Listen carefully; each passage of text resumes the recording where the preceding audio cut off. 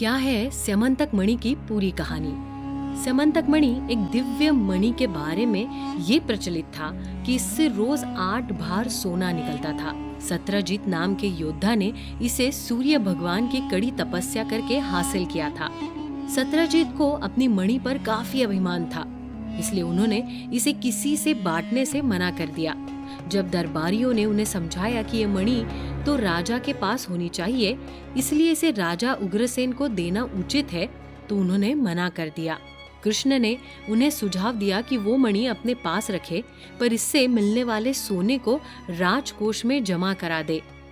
पर सत्रजीत ने इसे भी मना कर दिया।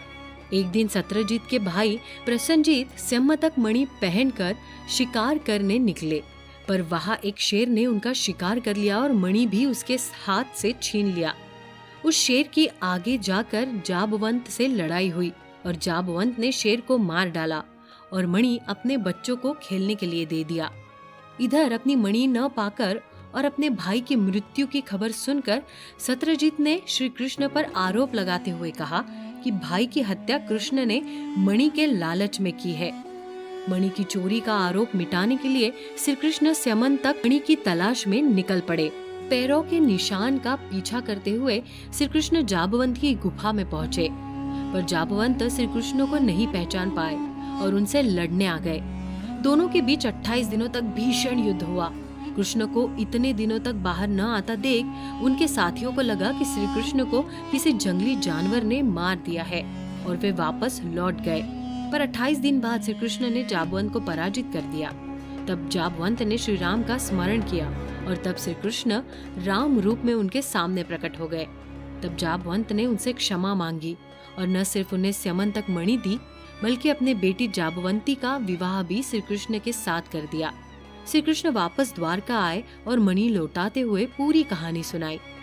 तब सत्रजीत श्री कृष्ण पर शक करने के लिए बहुत लज्जित हुए और उन्होंने अपनी बेटी सत्यभामा का विवाह श्री कृष्ण से कर दिया।